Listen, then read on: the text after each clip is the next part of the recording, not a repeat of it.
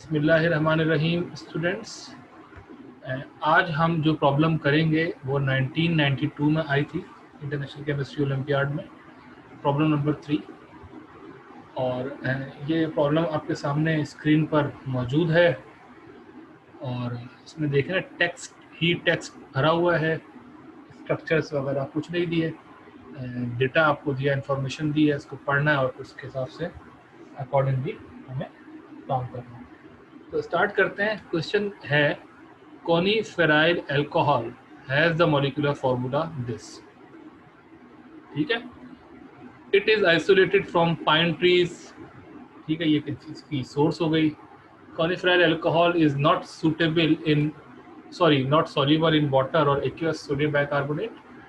अच्छा, अब देखिए इसमें फिर कॉनीफेराइल अल्कोहल के रिएक्शंस भी दिखाए, मतलब ब्रोमीन से अगर इंटरेक्ट करेगी तो क्या कंपाउंड ए बनेगा, इस तरह कहीं पे बी, फिर सी, फिर डी, फिर ई, फिर एफ, यानी स्कीम ही है।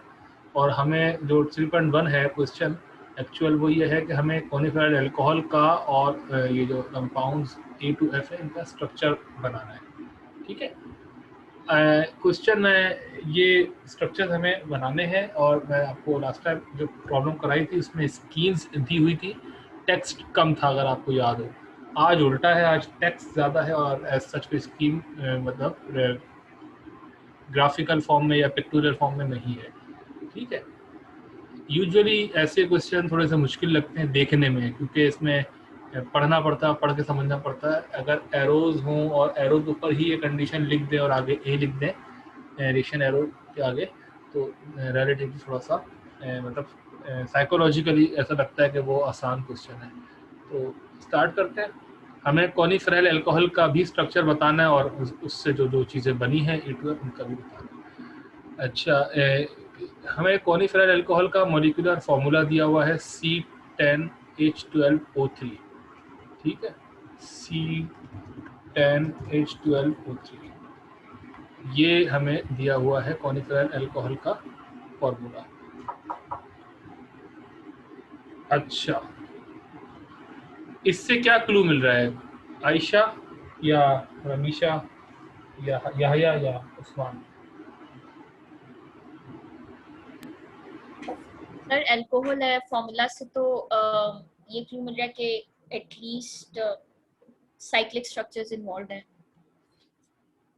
अच्छा, देखें, हमेशा याद रखिए जब भी मॉलिक्यूलर फार्मूला गिवन हो तो पहला काम इंडेक्स ऑफ हाइड्रोजन डेफिशिएंसी निकाल लिया करें। ठीक है, यानी कि इसमें कितना लेवल का या कितनी डिग्री का अनसैचुरेशन है। तो इसका आसान सा तरीका है कि जो कार्बन है यानी कि 10, उसके हिसाब से जो उसका बेस फार्मूला बनेगा यानी एल्केन फार्मूला वो होगा C10H22। ठीक है, 5IHD। वेरी गुड, शाबाश। 22 इसके बेस फार्मूला में हाइड्रोजन हैं, एक्चुअल में 12 हैं, तो 22 minus 12 divide by 2 is equal to 5 IHD आई। अच्छा, मैंने बेंजीन रिंग इन्वॉल्व होगी। बिल्कुल, शाबाश, सही कह रही हैं आप।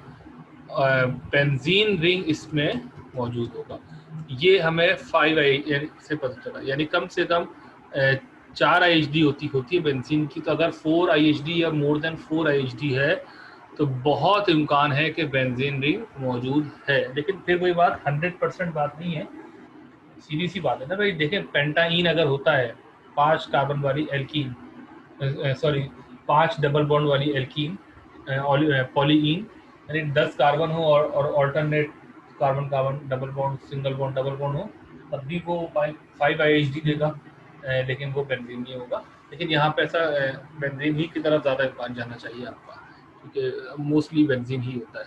तो ये इससे हमें देखें ये क्लू मिल गया स्ट्रक्चर के बारे में। दूसरा, नाम से ही लिखा अल्कोहल लिखा आ रहा है, तो अल्कोहल भी मौजूद है इसके अंदर। ठीक है ना, इसमें अल्कोहल भी मौजूद है। ये हमें 3 बातें तो बगैर आगे कुछ पढ़े वैसी समझ में आ गई है। ठीक है भाई। अच्छा, अब इससे कुछ कच्चा पक्का स्ट्रक्चर बनाते हैं। ये बेंजीन है, 10 कार्बन होने चाहिए। अब मसला ये है कि 6 कार्बन तो बेंजीन के हो गए, अब हमें 4 कार्बन की सोर्स चाहिए। ठीक है, 4 कार्बन की सोर्स। लेकिन वही बात, जरूरी थोड़ी है कि सारे जो 4 कार्बन है वो एक ही पोजीशन से अटैच्ड हो सकता है डाई सब्स्टिट्यूटेड बेंजीन हो, ट्राई हो सकता है कि टेट्रा हो, है ना, ये पॉसिबल है। दूसरा, एक IHD अभी कम है, क्योंकि 5 IHD टोटल है, 4 हमने दिखा दी, तो बहुत इम्कान है कि वो डबल बॉन्ड की सूरत में किसी कार्बन के साथ मौजूद होगी। ठीक है, रिंग का भी पॉसिबिलिटी है, लेकिन वो बहुत कम है, क्योंकि आप जानते हैं कि अगर रिंग में लाऊंगा तो फिर खैर आप कह तो सकते हैं, क्योंकि 4 रिंग अगर आप लाते हैं, यानी कि you just try to make like this, तो ठीक है, ये 6 और ये 10 कार्बन हो गए, IHD भी 5 हो जाएगी। आप इसमें 3 ऑक्सीजन लाने हैं, तो आप इसको यू भी कर सकते हैं। ये है नहीं स्ट्रक्चर, मैं आपको बता रहा हूँ कि फिर आप सोच सकते हैं कि इस तरह कुछ हो सकता है। आगे की इन्फॉर्मेशन पढ़ते हैं, चीज़ें क्लियर हो जाएंगी। ये कहते हैं कि ये अल्कोहल वाटर में सॉल्युबल नहीं है और एक्वस सोडियम बाइकार्बोनेट भी नहीं है। एक्वस सोडियम बाइकार्बोनेट में नहीं होने का मतलब है इसमें कार्बोक्सिलिक ग्रुप मौजूद नहीं है। क्या ख्याल है, ये इन्फॉर्मेशन दे रहा है ना, ये स्टेटमेंट दे रही है इन्फॉर्मेशन। जी याह्या।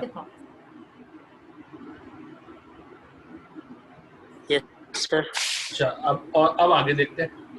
ये कहता है a solution of bromine in CCl4 is decolorized when added to the coniferyl alcohol forming A। ये बहुत इंपॉर्टेंट इंफॉर्मेशन है, यहीं से हमें पता चल जाएगा इस मॉलिक्यूल में एक डबल बॉन्ड मौजूद है जो कि सैचुरेट हुआ है ब्रोमीन के हाथों, यानी डबल बॉन्ड के अक्रॉस ब्रोमीन ऐड हो जाएगा। आप मॉलिक्यूलर फॉर्मूला देख सकते हैं, इनिशियली C10H12O3 था और यहाँ पे C10H12O3 है और Br2 का इजाफा हो गया। इट सिंपली टेल्स के एडिशन रिएक्शन है, डबल बॉन्ड था जो कि सैचुरेट हो गया। और अगर डबल बॉन्ड था तो इसका मतलब है कम से कम 2 कार्बन एक साथ तो होंगे ही होंगे, तभी तो डबल बॉन्ड बनेगा, यानी समथिंग लाइक दिस। अब जब 2 कार्बन भी लगा दिए और बेंजीन जो है वो भी मौजूद है, यानी हमने 8 कार्बन तो डील कर लिए।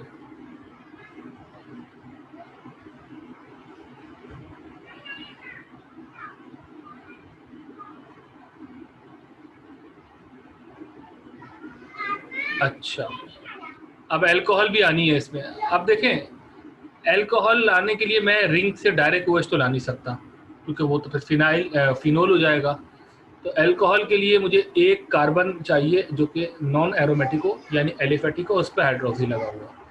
तो पॉसिबिलिटी तो ये भी कहती है कि मैं यूं कर दूं कुछ ऐसा, मतलब यहाँ कर देता हूँ समथिंग लाइक दिस। ज़रूरी नहीं ये हो, ये तो ऑर्थो है, मेटा भी हो सकता है, पैरा भी हो सकता है, और ये भी ज़रूरी नहीं है कि ये पॉसिबिलिटी हो। ऐसा भी हो सकता है कि मैं अल्कोहल जो है वो यहाँ कहीं ले आऊँ यूँ करके। अच्छा, एक बात मेरी गौर से देखिएगा, क्या मैं यूं भी अल्कोहल ला सकता हूँ इस तरह?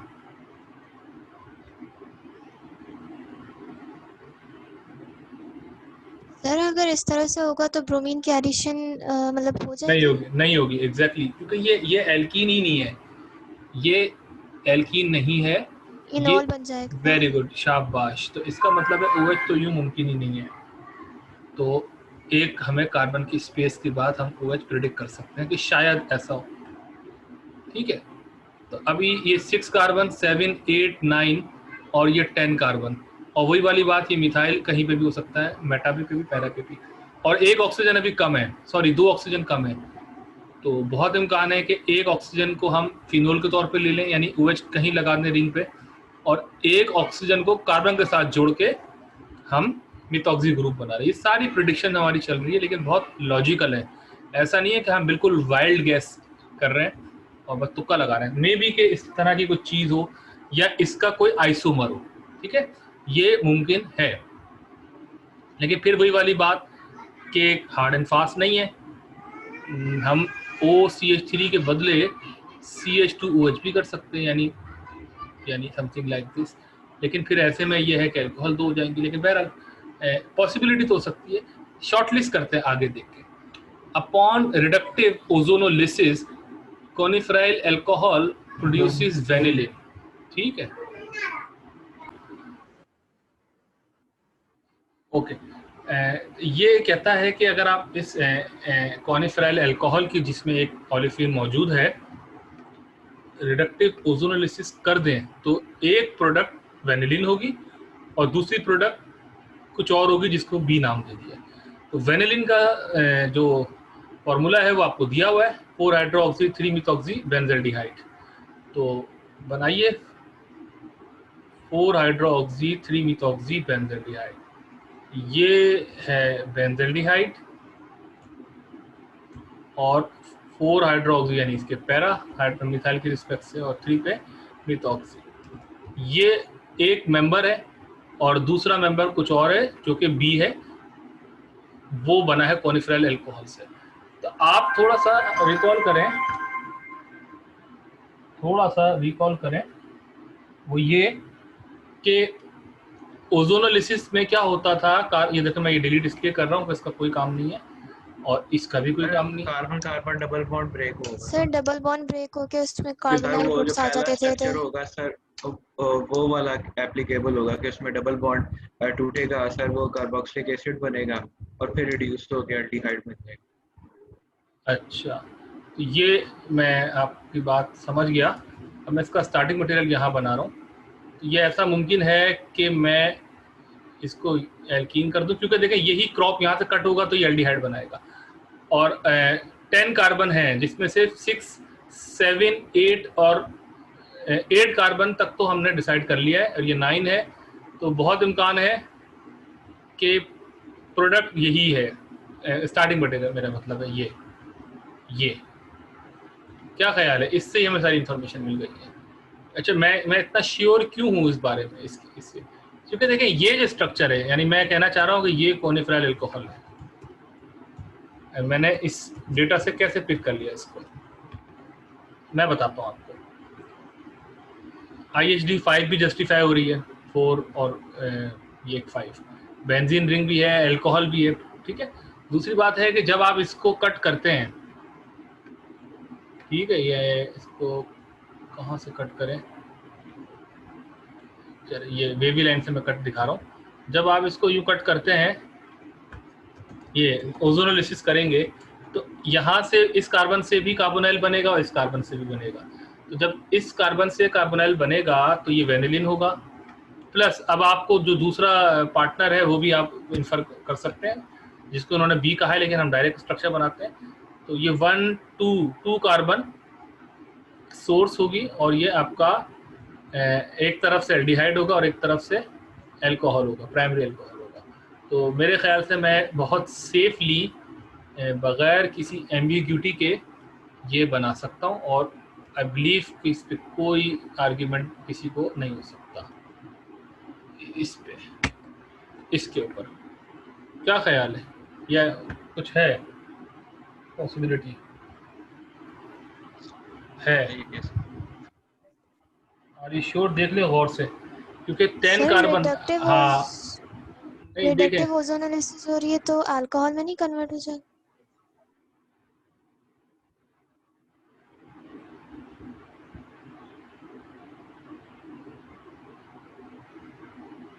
ये गलती मैं आपसे देखना पॉइंट आउट करवाना चाह रहा था जो आपने नहीं करी है। ये 2 कार्बन सोर्स है, ये देखें, ये 1 ये 2, ये मैंने 3 की सोर्स बना दी है। तो this is it should have been like this. अब सही है, वो मैंने 3 कार्बन सोर्स बना दी क्योंकि ये देखिए ना, ये 2 कार्बन सोर्स है, ये 8 कार्बन सोर्स है, 6 रिंग का, एक एल्डिहाइड का, एक मिथॉक्सी का। 8 + 2 = 10। ये प्रोडक्ट बनेगी। इसको इन्होंने बी का नाम दिया है जो हमने इन्फर कर लिया है। तो हमने अब तक 2 काम कर लिए हैं, कॉनिफेराइल अल्कोहल का स्ट्रक्चर भी इलुसिडेट कर लिया है और कंपाउंड बी का भी कर लिया है। देखें ना, ये बी है क्योंकि बाद में पूछेंगे 3.1 में कि कॉनिफेराइल अल्कोहल का स्ट्रक्चर बताइए और कंपाउंड A to F बताइए। तो हमने बी भी इन्फर कर लिया है। अच्छा, जब बी कर लिया है क्योंकि वो ए से किया था, तो अब आप देखें सारे कर लेंगे क्योंकि देखें कॉनिफेराइल अल्कोहल समझ में आ गया ना क्या है। अब आप बताइए, जब ए की ब्रोमिनेशन होती थी तो हमने कहा था कि ये डायब्रोमो कंपाउंड बना है, ये लिखा भी था। तो इस हिसाब से आप समझ जाएं मैं क्या करूं उसमें। सर, ओलेफिन के अक्रॉस ब्रोमीन आ जाएंगे। बस सिंपल। अच्छा, आई एम सॉरी, आप कुछ पूछ रही थी दोबारा, मैंने सुना नहीं था। बोलिए आपका क्वेश्चन क्या था, मैं जब तक बना रहा हूँ। कुछ पूछ रहा था कोई स्टूडेंट आप में से? नो? सर अगर रिडक्टिव ओजोनोलिसिस होती है तो एल्डिहाइड अल्कोहल में कन्वर्ट नहीं हो जाएगा? नहीं नहीं, अच्छा, मैं वो जो रिडक्टिव वर्क है ना वो अलग है। वो वर्कअप जो है ना, ये अगर आपको उसका मैकेनिज्म याद हो तो प्राइमरी ओजोनाइड बनता है पहले, ओजोन प्लस O3 प्लस जो एल्कीन है वो ओजोनाइड देती है 5 मेंबर्ड रिंग, प्राइमरी ओजोनाइड, जिसमें 3 ऑक्सीजन कंटिन्यूस होते हैं, फिर 2 कार्बन होते हैं। फिर रीअरेंजमेंट के बाद सेकेंडरी ओजोनाइड बनता है। उसके बाद फिर जो जिंक होता है, जिंक मेटल या ट्राइफिनाइल फॉस्फीन या डाइमिथाइल सल्फाइड, वो बेसिकली उस सेकेंडरी ओजोनाइड को क्लीव करता है और करस्पॉन्डिंग कीटोन या एल्डिहाइड बनाता है। तो इन्होंने जो रिडक्शन की लफ्ज कहा है ना, ये उसी कॉन्टेक्स्ट में कहा है, तो जो आपका सेकेंडरी ओजोनाइड है वो रिड्यूस होकर एल्डिहाइड या कीटोन देता है। अच्छा, आप जो कहना चाह रही है मैं समझ गया, और मैंने बताया भी था आपको 3 किस्म के वर्कअप थे, न्यूट्रल, एसिड, रिडक्टिव और ऑक्सीडेटिव। और मैंने कहा था हाइड्रोजन पेरोक्साइड यूज कर लें अगर आप सेकंड स्टेप में, तो आपको कार्बोक्सिलिक एसिड मिलेगा, यानी अगर एल्डिहाइड होती तो। और अगर आप सोडियम बोरोहाइड्रेट यूज कर लेंगे तो आपको अल्कोहल मिलेगी, प्राइमरी अल्कोहल मिलेगी एल्डिहाइड के केस में, और कीटोन के केस में सेकेंड अल्कोहल मिलेगी। लेकिन अगर आप न्यूट्रल वर्कअप करते हैं तो आपको एज इट इज कार्बोनाइल मिलेगा।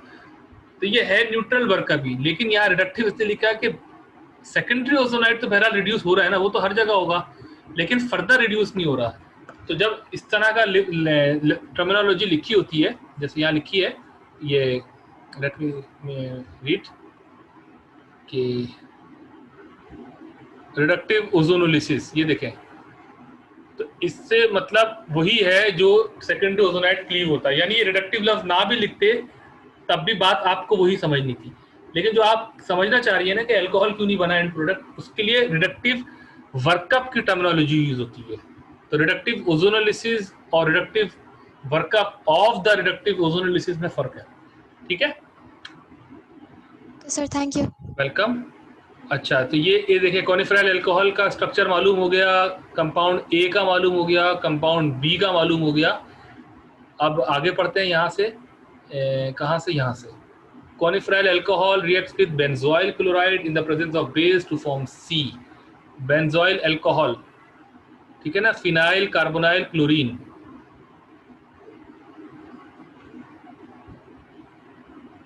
ये रहा, बताइए क्या प्रोडक्ट बनेगी क्विकली, अब तो बड़ा कम टाइम में क्वेश्चन सॉल्व हो जाएगा।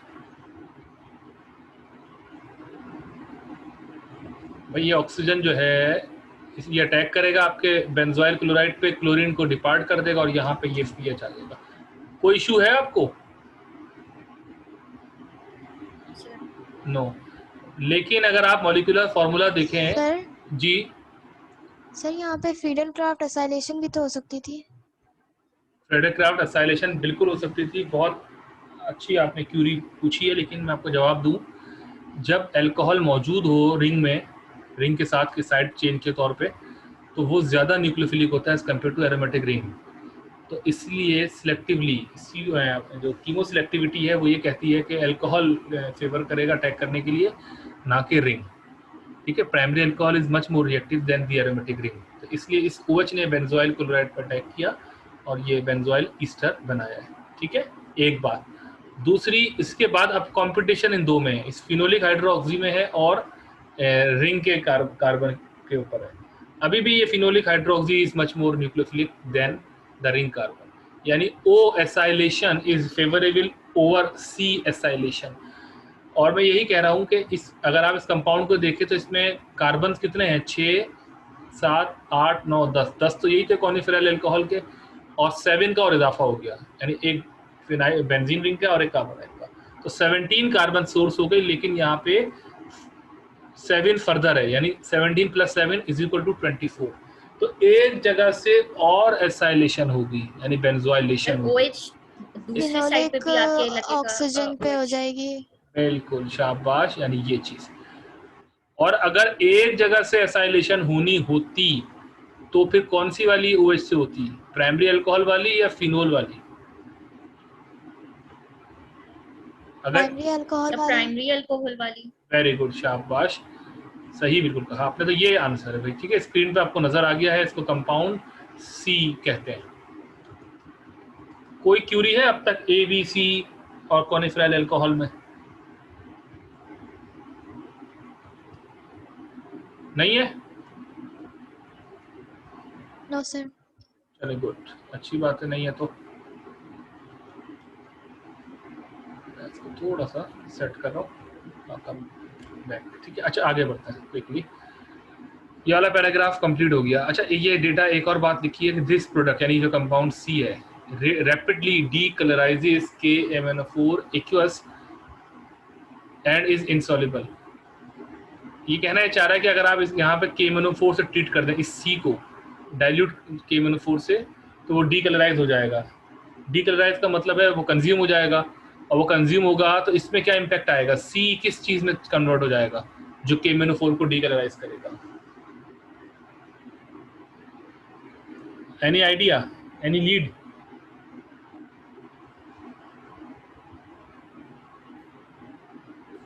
तो हाइड्रोक्सिल ग्रुप अटैच होगी के साथ।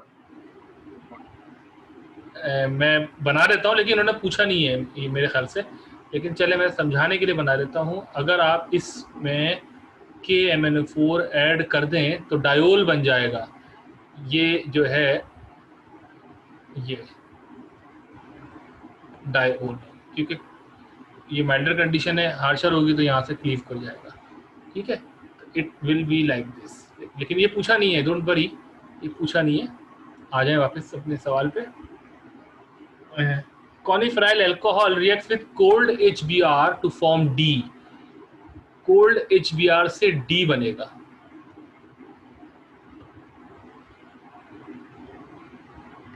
बताइए। सर हाइड्रोहेलोजिनेशन हो जाएगी, HBr डबल बॉन्ड के क्रॉस ऐड होगा।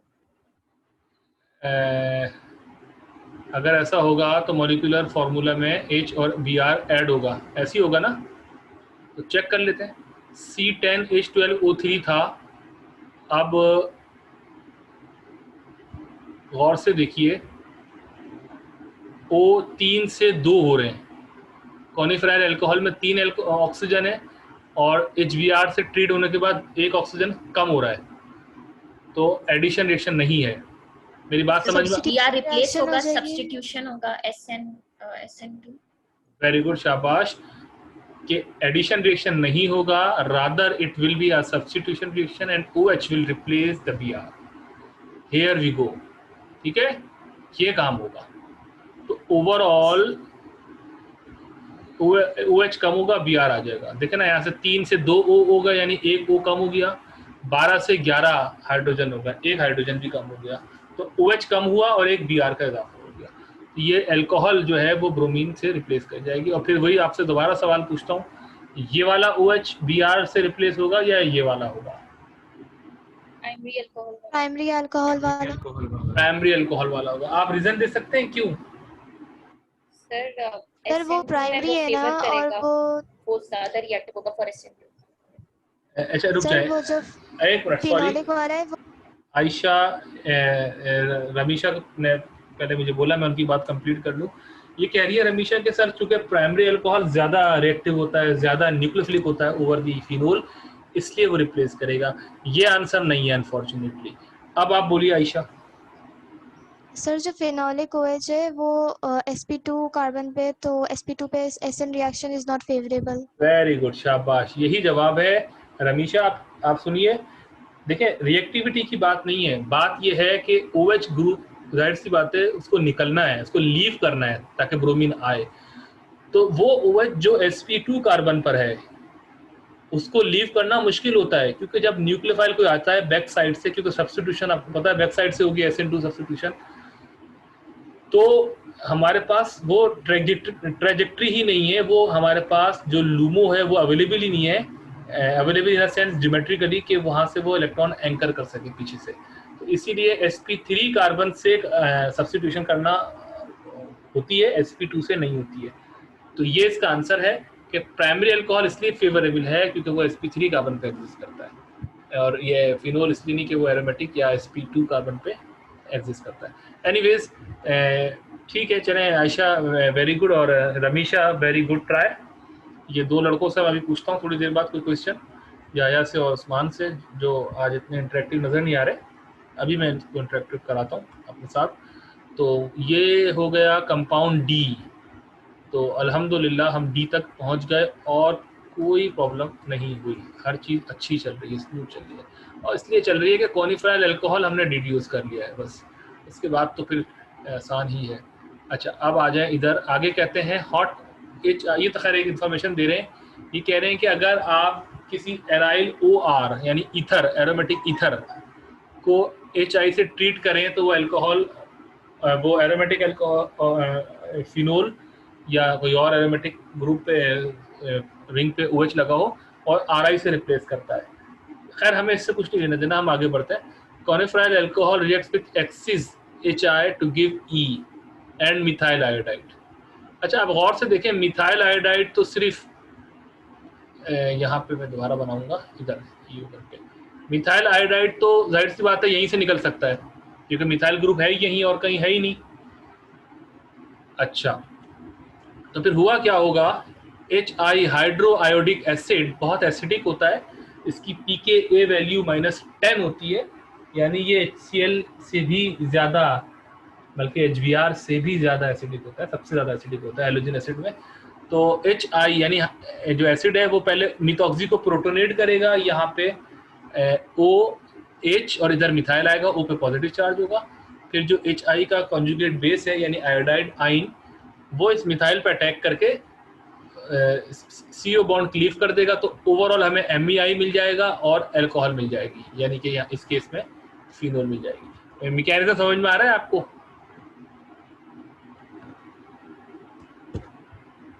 ये मिल जाएगा जी। Usman, is it okay? लेकिन सर वहाँ पे उन्होंने 2 ऑक्सीजन फॉर्मूला। बिल्कुल बिल्कुल बिल्कुल, हाँ मैं उसी पे आ रहा हूँ। अभी तो मैंने आधी बात लिखी है ये, ठीक है। एक तो ये पॉसिबल होगा क्योंकि इन्होंने यहाँ पे एक्सिस लफ्ज भी लिखा है, एक्सिस, ठीक है। अब एक्सिस का मतलब है ज्यादा यूज किया है, 1 इक्विवेलेंट से ज्यादा। अब दूसरी पॉसिबिलिटी क्या हो सकती है, वो ये कि ये प्रोटोनेट हो जाए OH, जैसे ये वाला OH मिथॉक्सी प्रोटोनेट हुआ था। तो ये जब प्रोटोनेट होगा हाइड्रोनियम आइन बनेगा, सॉरी ऑक्सोनियम आइन, और फिर आयोडाइड यहाँ अटैक करे तो OH रिप्लेस हो जाए, तो ये बन जाए। अब ठीक है उस्मान? मैंने पहले भी वो कर लिए थे। उस्मान ठीक है? जी सर। अब अगले वाला। अच्छा, ये वाला OH प्रोटोनेट नहीं हो सकता क्या, फिनोल वाला?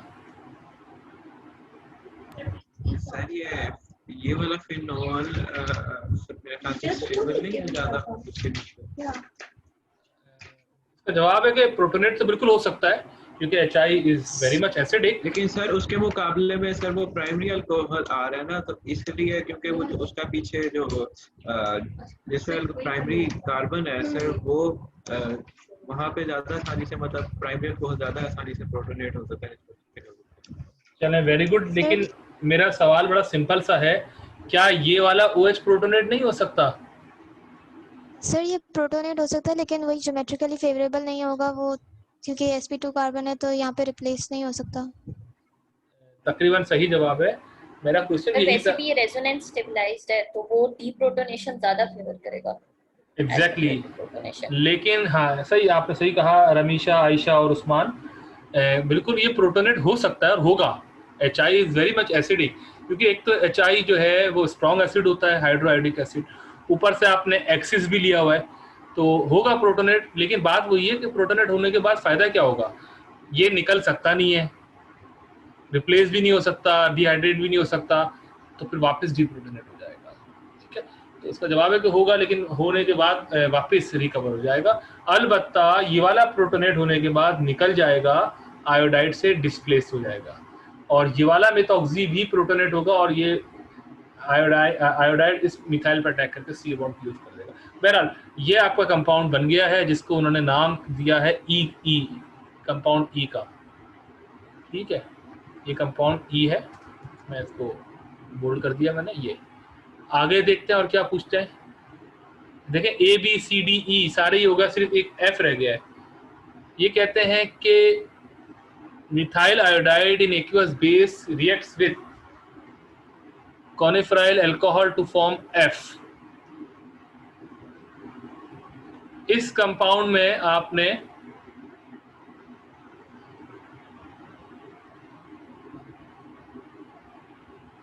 इस कॉनिफराइल अल्कोहल में आप बेस से ट्रीट करें इसको, तो बेस क्या करेगी, डीप्रोटोनेट करेगी। कौन सा वाला प्रोटॉन सबसे ज्यादा एसिडिक है? 3 टाइप के प्रोटॉन है इसमें, सॉरी 5 टाइप के, 5 टाइप्स के प्रोटॉन है इस मॉलिक्यूल में। फिनोल वाला सबसे एसिडिक फिनोलिक होगा। फिनोलिक अल्कोहल वाला। हाँ, बल्कि 6 टाइप्स के हैं।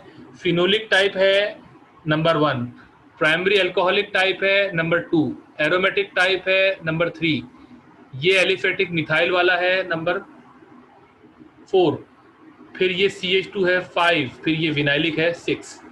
तो लेकिन एक ही सबसे ज़्यादा एसिडिक है, फिनोलिक, आपने बिल्कुल सही कहा, और वही डीप्रोटोनेट होगा। और फिर जो इस कॉनिफराइल अल्कोहल, जिसकी मुझे जगह ही नहीं मिल रही कि मैं इसको अगला रिएक्शन कहाँ दिखाऊं, कुछ सोचता हूँ मैं। तो ये बहरहाल जब तक मैं सोचता हूँ आप बताइए कि ये जो है फिर मिथाइल आयोडाइड से ट्रीट होगा, ये ऑक्सीएनाइन जो है, ऐसी है ना। तो हमें मिलेगा क्या, बताइए, प्रोडक्ट क्या मिलेगी?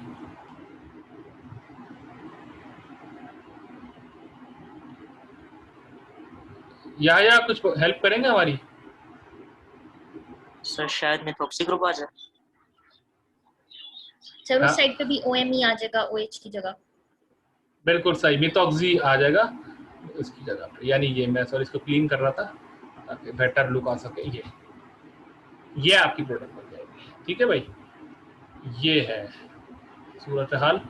तो मैं इसको थोड़ा सा वो करता हूँ। तो ये आपको स्क्रीन पर नजर आ रहे हैं सारे स्ट्रक्चर्स कॉनिफराइल अल्कोहल का, ABCDE, और ये आपका कंपाउंड F है। ये ठीक है, और ये आगे भी लिखा है लेकिन हमें जरूरत नहीं है, which is not soluble in strong base but decolorizes bromine CCl solution. तो डीकलराइज तो करेगा, क्योंकि अगर मैं इसको ट्रीट कर दूं ब्रोमीन से, इस फर्दर F को, ये पूछा नहीं है लेकिन मैं वैसी स्ट्रक्चर बना रहा हूँ जैसे मैंने ऊपर भी बनाया था KMNO4 वाला। तो ये क्या होगा, ऐड हो जाएगा, विसिनल ब्रोमीन ऐड हो जाएगा। बिल्कुल सही कहा आपने, ये डायब्रोमो स्पीशी बन जाएगी, ऐसा हो जाएगा। ठीक है, बहरहाल पूछा नहीं था तो खैर हमें ज़रूरत नहीं थी बताने की। अच्छा, अब 3.1 हमने कर लिया है। ये draw the structures of coniferyl alcohol and compounds A to F, सब कुछ बता दिया है। अब ये अगला पार्ट पढ़ते हैं आखिरी। There are a number of stereoisomers of compound A, draw the structure of the compound A, वो तो हमने बना लिया है, और उसके नंबर ऑफ स्टीरियोआइसोमर्स जितने भी हैं वो हम सारे बनाएंगे, और उनमें जो कायरल सेंटर होगा उसको एस्टेरिक से मार्क करेंगे, और तमाम जो स्टीरियो सेंटर आइसोमर्स बनेंगे उनको फिशर प्रोजेक्शन में बनाना है, और कायरलिटी जितने भी हम इसके आइसोमर्स बनाएंगे स्टीरियो आइसोमर्स, उनको असाइन भी करेंगे कॉन्फ़िगरेशन RS। ये सवाल है। ठीक है, तो कंपाउंड A देख लीजिए गौर से, कहाँ है A, ये रहा। ठीक है, ये मैं अलग कलर का कर दूं ताकि नजर आए, रेड वाला। और वैसे भी सिर्फ कंपाउंड A ही ऐसा है जिसमें कायरल सेंटर मौजूद है, ना कॉनिफराइल अल्कोहल में है, ना D में है, ना C में है, ना E में है, ना F में है, ना इस B में है। इनमें है लेकिन ये हमसे पूछा ही नहीं गए थे, ये तो हमने एक्स्ट्रा बना दिए थे ना, मैं डिलीट कर देता हूँ उसको। तो मैं बाकी सारे डिलीट कर रहा हूँ या नहीं कर रहा, चलें, यहाँ पे बस स्पेस है तो मैं इसको यूज़ कर लेता हूँ। अच्छा, अब मैं पहले फिशर प्रोजेक्शन तो बाद में बनाऊंगा, पहले मैं फ्लाइंग वेज में ही आपको बता दूँ, और मैं इसको ब्लू कलर करता हूँ और मैं इसको जूम करता हूँ। कितने कायरल सेंटर है इस कंपाउंड A में जो ब्लू वाला बना हुआ है? सर 2 कायरल सेंटर है। तो कितने स्टीरियोआइसोमर्स पॉसिबल हैं जी? 4। वेरी गुड, 2 की पावर n यानी 2 raised to power 2, 4। 2 chiral centre, 4 stereoisomers बना सकती है चारों इस मॉलिक्यूल के। क्या ख्याल है, बना सकते हैं आप लोग? चारों स्टीरियोआइसोमर्स बना सकते हैं इस कंपाउंड ए के? याया यस सर। बताइए, कुछ बताइए क्या होगा। सर मैं ट्राई कर रहा हूँ रजिस्टर पर। मुझे ओरली बताते हैं क्या ट्राई कर रहे हैं। सर अभी स्ट्रक्चर ड्रॉ कर रहा हूँ। अच्छा, उस्मान आप कुछ बताइए।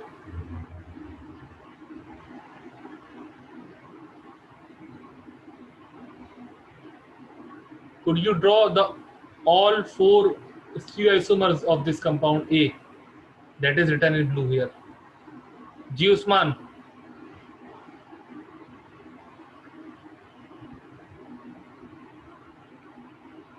Usman, I'm sorry, I'm very much sorry. You are not Usman, you are Ismail.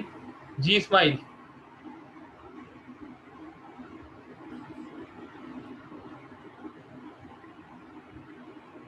Mohammad Ismail. अच्छा सोच रहे हैं। रमीशा आप कुछ क्लू दें। सर हम सर एट अ टाइम एक कायरल सेंटर को पे फोकस करेंगे और सर सिस्ट्रान नहीं, एक सेकंड नहीं। आयशा आप कुछ बताइए। सर पहले हम लोग एक में ब्रोमीन को अबव द प्लेन ले लेंगे, मतलब एक कायरल सेंटर को कंसीडर करके, और दोनों को अबव दूसरे ले लें। नहीं दोनों को अबव ले लें एक दफ़ा दोनों को बिहाइंड ले लें, एक फिर दफ़ा एक अबव लो। बिहाइंड और फिर वाइस वर्सा। ये भाई बड़ा सिंपल सा था जो आप लोगों ने बहुत देर लगा दी। ये आंसर है इसका। ये 4 स्टीरियोआइसोमर्स पॉसिबल हैं।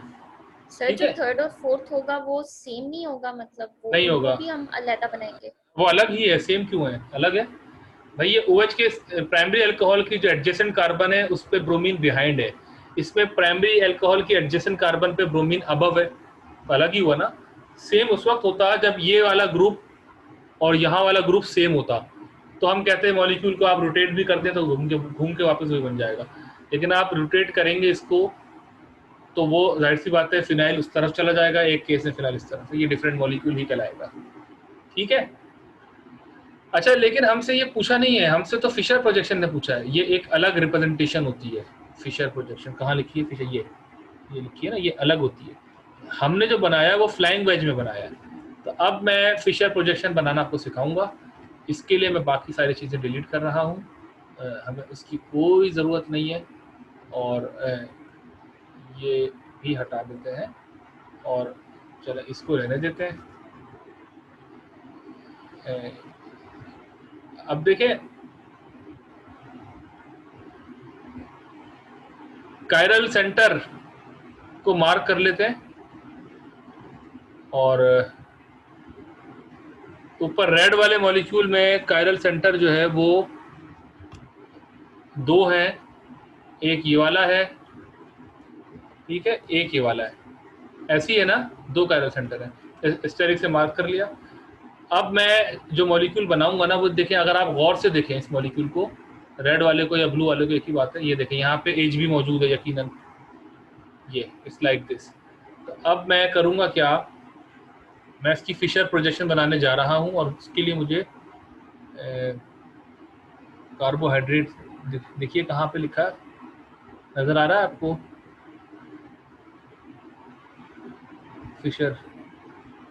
सर हेक्सोसिस ये लिखा हुआ है। हाँ ठीक है, हाँ वो सॉरी वही हेक्सोसिस कार्बोहाइड्रेट के अंदर ही आते हैं।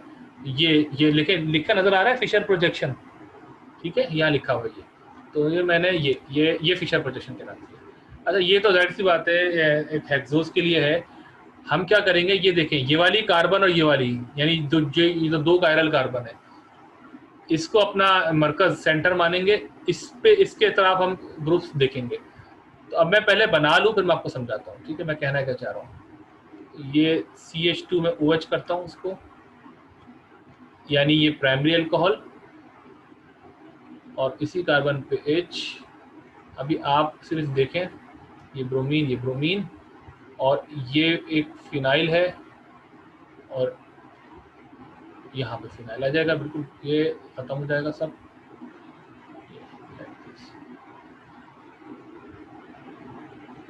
अब इसको या तो चलो पूरा लिख देते हैं, वैसे तो वैसे पूरा नहीं लिखना चाहिए टेक्निकली, मैं इसको AR लिख के छोड़ देता हूँ, ठीक है। ये देखें, ये जो ग्रुप है ना, ये वाला ये देखें, जब मैं मूव कर रहा हूँ ये, इसको मैं एराइल कह रहा हूँ, AR कह रहा हूँ, ठीक है। इस कार्बन पे यानी इस वाली पे जब मैं मूव कर रहा हूँ, एक हाइड्रोजन है, एक ब्रोमीन है, एक एराइल है, ठीक है। समझ में आ रही है बात? Yes sir. हाँ, तो ये देखिए, इस कार्बन पे एक हाइड्रोजन है, एक ब्रोमीन है, एक एराइल है, और इसके एडजेसेंट कार्बन पे एक ब्रोमीन है, एक हाइड्रोजन है, वो ये रहे, एक ब्रोमीन, एक हाइड्रोजन, और CH2OH है, यानी प्राइमरी अल्कोहल है, तो वो ये रही। तो आपकी अगर ये चीज़ समझ में आ रही है तभी हम आगे बढ़ सकते हैं। और इसका समझने का तरीका और भी है कि मैं इसको लेबल कर देता हूँ 1 2 3, ताकि आप इसको बेहतर तौर पे परसीव कर सकें। ये कार्बन 1 है, ये वाली ओ अल्फा कार्बन जो है हाइड्रोक्सी की रिस्पेक्ट से, फिर 2 है, फिर ये 3 है। अगर मैं इस तरह की नंबरिंग करूं तो यहाँ पे 1 कहाँ होगा, वो इस कार्बन पे होगा। फिशर प्रोजेक्शन में 2 कहाँ पे होगा, वो इस कार्बन पे होगा, इस वाले पे। और फिशर प्रोजेक्शन में 3 कहाँ पे होगा, वो इस कार्बन पे होगा। तो हैव यू गॉट इट कि ये हमने ऐसा बनाया है? Yes sir. अच्छा, ये आपको समझना बहुत ज़रूरी है, वरना ये फिशर प्रोजेक्शन आपको बहुत ट्रबल देगी। मैं छोटा इसको कर रहा हूँ, ठीक है। अच्छा, अब सर हम इसमें एराइल मतलब सिंपली लिख सकते हैं, मतलब OH और OMe भी तो है ना ग्रुप में, तो एराइल लिखेंगे तो रिप्रेजेंटेशन ठीक होगी। बिल्कुल ठीक हो। कि एराइल का क्या मतलब होता है? एराइल का मतलब है कोई एरोमेटिक साइड चेन, ठीक है। अब जरूरी थोड़ी कि एराइल सिर्फ हाइड्रो कार्बन को ही कहते हैं, यानी फिनाइल को या नेफ्थाइल को। जर्नल है ना, तो हमने जर्नल लिखा है, ठीक है। और आपको और अगर कंफ्यूजन है तो आप R लिख लें, कैपिटल R का मतलब साइड चेन होता है, ठीक है। अच्छा, अब देखें, इधर भी 4 पॉसिबिलिटीज बनेंगी। सर जी जी पूछिए। सर यहाँ पे मतलब ये वाला जो मॉलिक्यूलर फॉर्मूला है, इसमें एक ब्रोमीन राइट साइड पे और एक ब्रोमीन लेफ्ट पे नहीं आना चाहिए था? बिल्कुल आना चाहिए था। ये तो मैंने स्टीरियोकेमिस्ट्री की तो बात ही नहीं करी, अभी तो मैं सिर्फ पॉसिबिलिटीज बता रहा हूँ आपको। आप सही कह रही हैं, मैं सिर्फ पॉसिबिलिटीज लिख रहा था कि ये एक बनाया। अब इधर भी मैं यही करूंगा कि जो 2 कायरल सेंटर हैं, जिसकी वजह से 4 आपके वो बनेंगे स्टीरियोआइसोमर्स, उनमें ब्रोमीन की ओरिएंटेशन क्या क्या हो सकती है? सर दोनों ब्रोमीन लेफ्ट पे, और एक तो दोनों ब्रोमीन राइट पे, और फिर लेफ्ट राइट और वाइस वर्सा। या सही कह रहे हैं ये लोग? Yes sir. अच्छा, देखिए, 2 ब्रोमीन राइट पे, 2 दफा ब्रोमीन लेफ्ट पे, फिर ये इधर मैं कर दूं, इधर एच कर दूं लाइक दिस, और यहाँ पे उल्टा कर दूं वाइस वर्सा। ये भाई बन गई, ये 4 फिशर प्रोजेक्शंस बन गई इस मॉलिक्यूल की, ठीक है। ये जो रिप्रेजेंटेशन है इसको कहते हैं फ्लाइंग वेज, और इसको कहते हैं फिशर। हमसे फिशर पूछी गई है, जो ब्लैक वाली है ना, ये हमारा आंसर है, ठीक है। अभी कंप्लीट नहीं हुआ। फिशर प्रोजेक्शन भी हमने बना ली ऑल स्टीरियोआइसोमर्स की, यानी 4 की, और लेबल भी कर दिया कायरल सेंटर। लेबल ये स्टेरिक होता है, तो ये आप कर दें। चले मैं इसको कर देता हूँ, अभी तो इतना मुश्किल नहीं है। ये मैं 1 2 3 डिलीट कर रहा हूँ, और ये देखें, ये कायरल सेंटर है, ये कायरल सेंटर है, ये लेबल हो गया इस तरह। तो इस तरह बाकी वाले भी लेबल हो जाएंगे, ठीक है ना। मैं टाइम सेव कर रहा हूँ, आप समझ जाएं, मैं उन पर स्टेरिक मार्क नहीं कर रहा, लेकिन वो भी लेबल इस तरह हो जाएंगे, दूसरी कार्बन और C2 और C3। तो ये भी काम हो गया। अब आखिरी काम है जो थोड़ा सा टाइम टेकिंग है, वो ये कि कहते हैं कि इनकी स्टीरियोकेमिस्ट्री बताइए, एब्सोल्यूट कॉन्फ़िगरेशन, कि ये R है या S है, ठीक है। इसके लिए हम एक्स्ट्रा काम भी करेंगे, हम इनकी भी निकालेंगे, फिशर फ्लाइंग वेज की, इनकी ब्लू वाले की, फिर ब्लैक वाले निकालेंगे। तो मुझे जल्दी से बताइए, इस कायरल कार्बन की, ये पहला वाला, इसकी कॉन्फ़िगरेशन R है या S है? जी बताइए। Are you sure? जस्टिफाई करें, जस्टिफाई कर सकते हैं। ब्रोमीन जो है वो सबसे ज्यादा प्रायोरिटी पे, फिर उसके बाद राइट वाला जिसमें दूसरा ब्रोमीन लगा हुआ है वो सेकंड प्रायोरिटी, और जो अराइल ग्रुप है उसमें 3rd प्रायोरिटी, तो क्लॉकवाइज हो रहा है। ठीक है, वेरी गुड। ये कायरल सेंटर है, इस पे डायरेक्टली कनेक्टेड है ब्रोमीन, हाइड्रोजन जो कि नजर नहीं आ रहा, ये एरोमेटिक रिंग है, और ये CBr है। Bromine is the first priority, CBr is the second priority, C, और फिर ये आगे double bond C, single bond C is the third priority, hydrogen is the fourth priority. Hydrogen is the least priority and it is farthest from the view, behind the plane है, इसलिए 1 2 3 clockwise rotation है, तो ये क्या है, R। इसको check करें, यहां से देखें तो 1, अब मैं लेफ्ट वाले को 2 कहूं या राइट वाले को 2 कहूं? लेफ्ट वाले को। हाँ, तो फिर राइट वाला 3 हो जाएगा, तो ये भी क्लॉकवाइज है, तो दूसरा भी क्या है, R है। सही है, दोनों R हैं। हो गया मसला हल। अच्छा, अब Yes, sir. हाँ, अब मेरी बात सुनिए, अब आपको बार बार हर एक की नहीं निकालनी है, ये चारों की। देखिए, जब आपने ये तय कर ही लिया है कि ब्रोमीन अबव पे R है, तो यही वाला ब्रोमीन अगर मैं बिहाइंड कर दूं तो ये ऐसे हो जाएगा। अंडरस्टूड बात है ना? बात समझ में आ रही है? क्योंकि इन्वर्ट हो जाएगा ना, इन्वर्जन हो गई है। क्योंकि अगर पहले वाले केस में, इस केस में ब्रोमीन अबव था तो हाइड्रोजन बिहाइंड था, अब उल्टा हो गया, ब्रोमीन बिलो हो गया, हाइड्रोजन अबव हो गया। तो इसीलिए ये जो भी था, R था तो S हो जाएगा, S था तो R हो जाएगा। Least priority should always be behind the plane, लेकिन यहाँ पे least priority above the plane आ रही है, तो इसलिए अगर आप इसको वैसे ही करते हैं सॉल्व, ब्रोमीन नंबर 1, ये नंबर 2, ये नंबर 3 क्लॉकवाइज आ रहा है, लेकिन चूंकि लीस्ट प्रायोरिटी अबव आ रही है, बिहाइंड नहीं आ रही है, तो आप इसको रिवर्स पढ़ेंगे, आप इसको S हो जाएगा। तो इस हिसाब से बाय दिस टोकन दूसरा वाला कायरल सेंटर भी S हो जाएगा, क्योंकि वो यहाँ से हम कनेक्ट कर रहे हैं। समझ में आ रही है भाई? उस्मान, आपके इस्माइल, सॉरी मुझे आज पता नहीं कि उस्मान इतने याद आ रहे हैं, सॉरी, इस्माइल नॉट उस्मान। तो इस्माइल, समझ में आ रही है बात कि ऐसे कैसे हो जाएगा? जी सर। ठीक है। अच्छा, ये वाला R है, ये RS हो जाएगा थर्ड वाला, और ये ऐसे हो जाएगा। मतलब एक दफ़ा आप मेहनत कर लीजिए, बाकी फिर आप बैठ के फल खाएं उसके, जस्ट सिंपली इंजॉय, फिर आपको बार बार एफर्ट नहीं करनी होती है।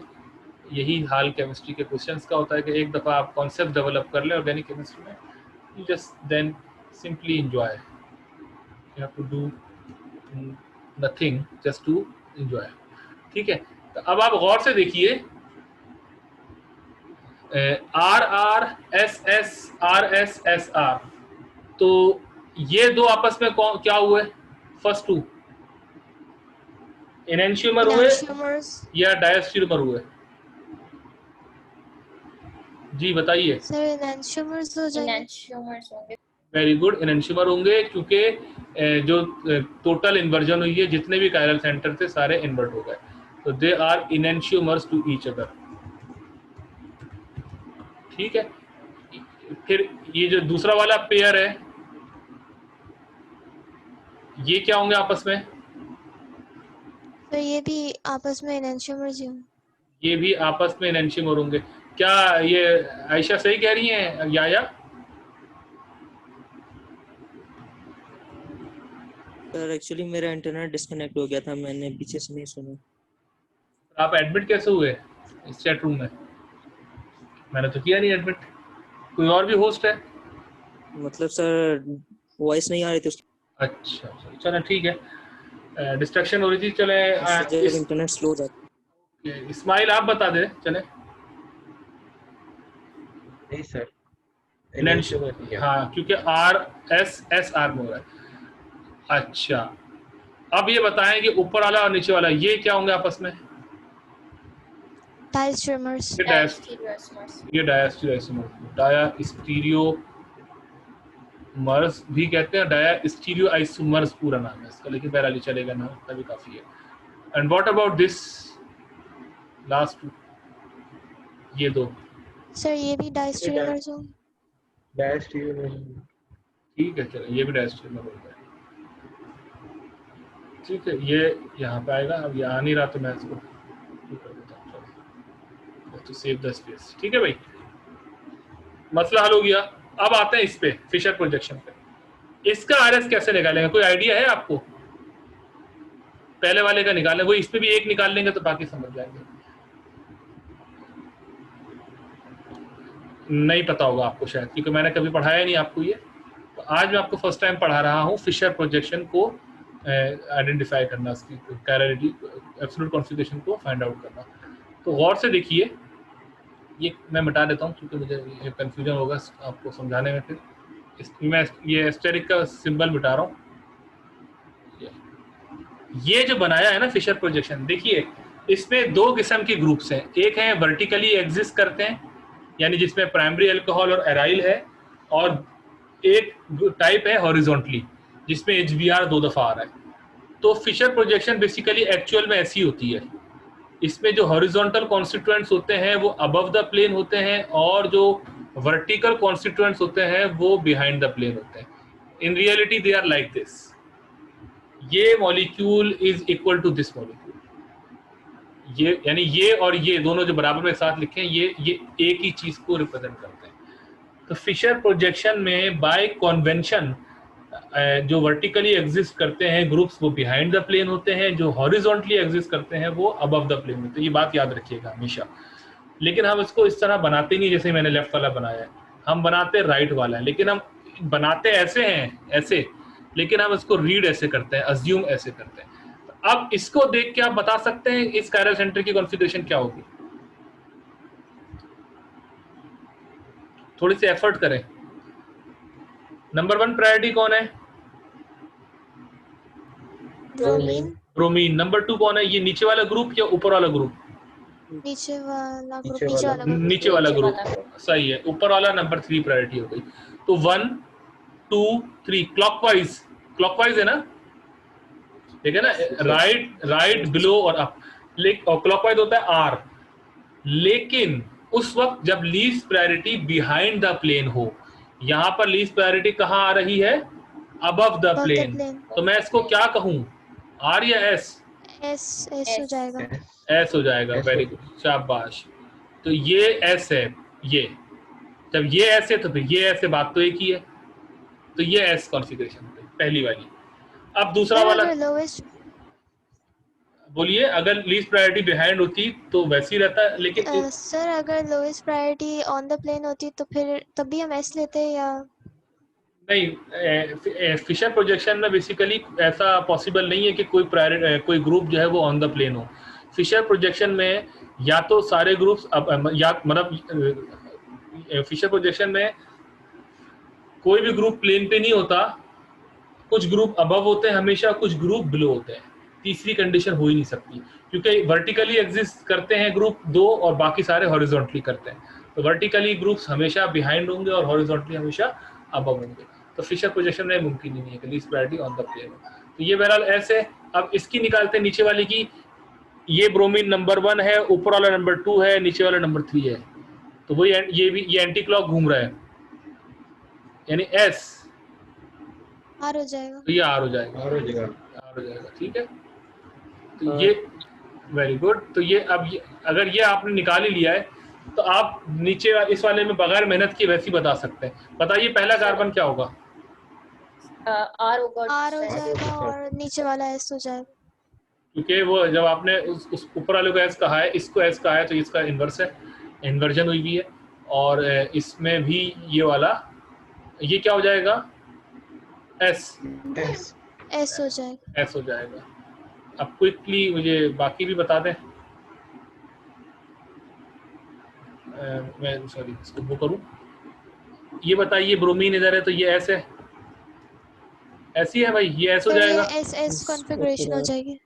ये एस कॉन्फ़िगरेशन, शाबाश। और वो वाली आर है, और ये वाली जो है वो आर होगी, बिल्कुल आर कॉन्फ़िगरेशन। इसका आर हो जाएगा। और ये नीचे वाला भी कार्बन आर हो जाएगा, आर हो जाएगी। तो इधर भी वही 4 पॉसिबिलिटीज हैं। अब मैं इधर भी इनको भी ऐसी लिख लेता हूँ। मैं क्या करता हूँ कि मैं कहता हूँ कि ये उसी पैटर्न में अरेंज कर रहा हूँ जैसे लेफ्ट पे हुए में, एस और ये आर। ठीक है, ये मैं इसको यूँ रख देता हूँ लाइक दिस, और फिर RS को मैं इधर रखता हूँ। अल्कोहल के साथ जो S होगा वो यहाँ, ये सही लिखा है मैंने, सही बनाया। ये मैंने अरेंज कर दिए, जान के मैंने ऐसे अरेंज किया डेलिबरेटली जो बिल्कुल इसी को करस्पॉन्ड कर रहे हैं। यानी ये वाला जो है फ्लाइंग वेज में जो लेफ्ट टॉप पर है वो यहाँ पर है फिशर प्रोजेक्शन में, फ्लाइंग वेज में जो राइट टॉप पर है वो यहाँ पर है, फ्लाइंग वेज में जो लेफ्ट बॉटम पे है वो ये है, फ्लाइंग वेज में जो राइट बॉटम पे है वो ये है। आपस में भी वही लिंक होगा। अब मैं यहीं से कॉपी कर लेता हूँ यूँ करके, ये एनेंशियोमर्स हो जाएंगे आपस में, ये दो, क्या ख्याल है, ये दो, ठीक है, ऐसी होगा। अच्छा, नीचे वाले भी फिर एनेंशियोमर हो जाएंगे इसी तरीके से। ये मैं ये भी एनेंशियोमर कर देता हूँ, और फिर ये जिस तरह ये डायस्टियोमर हुए थे ये भी डायस्टियोमर हो जाएंगे, ऐसी होगा ना। ये मैं इसको यूज कर देता हूँ जैसे मैंने इसको किया था, ये भी डायस्टियोमर, और फिर वाला भी डायस्टियोमर हो जाएगा, अगला वाला। तो आपको ये क्वेश्चन समझ में आया? ठीक है, ये डायस्टियोमर, ठीक है। तो ये कंप्लीट हो गया हमारा क्वेश्चन, इसके साथ ही 3.2 भी हो गई ये, ठीक है भाई, ये हमने बना लिए हैं। और इसके साथ देखें अभी क्वेश्चन खत्म। RSB है, स्टेरिक से भी मार्क कर दिया था हमने। तो कोई क्वेश्चन है इस प्रॉब्लम 3 से मुताल्लिक जो कि 1992 में आया था, 24 आई को। आप लोगों की पैदाइश से भी पहले का है ये ओलंपियाड, लेकिन मेरी पैदाइश के बाद का है। तो कोई क्यूरी है इसके अंदर, इस प्रॉब्लम 3 में?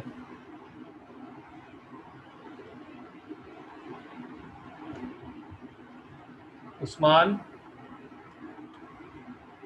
और I am sorry, I am very much sorry, मैं उस्मान आज पता नहीं आपको क्यों बोले जा रहा हूँ, इस्माइल और यहया, रमीशा और आयशा, ठीक है, मोहम्मद इस्माइल, क्लियर है, ठीक है। आज असल में इस्माइल आप कम बोल रहे हैं, इसलिए आपकी आवाज़ सुनने को कम मिल रही है, इसलिए मैं पता नहीं कि उस्मान बोले जा रहा हूँ। अगर आप ज़्यादा बोलते तो मुझे बार बार क्लिक करता रहता दिमाग कि आप उस्मान नहीं इस्माइल है। रमीशा, आयशा, यहया और इस्माइल, सही है, डन है? Yes sir. चले, तो ये क्वेश्चन था। हाँ पूछिए। सर जो राइट वाली जो मतलब प्रोजेक्शन नहीं फॉर्मूला है, उसमें अगर लीस्ट प्रायोरिटी जो है वो ऑन द प्लेन होती है तब हम लोग मतलब नॉर्मल तरह से करते हैं या हम लोग रिवर्स कर देते हैं कॉन्फ़िगरेशन को? देखिए, मैं लीस्ट प्रायोरिटी अगर ऑन द प्लेन हो ना, तो फिर आपको पहले उसको रोटेट करके उस बॉन्ड को बिहाइंड द प्लेन लेकर जाना पड़ता है, ठीक है, फिर आप उसकी कॉन्फ़िगरेशन निकालते हैं, ऐसे नहीं निकलती है। Least priority should always be behind the plane. अगर ऑलरेडी बिहाइंड द प्लेन है तो it is very good, above the plane है तो भी काम हो जाएगा, आप इन्वर्स कर लीजिएगा, लेकिन अगर ऑन द प्लेन है तो फिर आपको रोटेट करना पड़ता है। जो मैं किसी और दिन आपको बता दूंगा स्टीरियो केमिस्ट्री के हवाले से ये चीज़। लेकिन बहरहाल इस क्वेश्चन से कोई रिलेटेड कोई क्यूरी है आपकी? नहीं सर। नहीं, ठीक है, चलें, टेक केयर, अल्लाह हाफिज़। नेक्स्ट टाइम हम नए क्वेश्चन के साथ मिलेंगे। अल्लाह हाफिज़।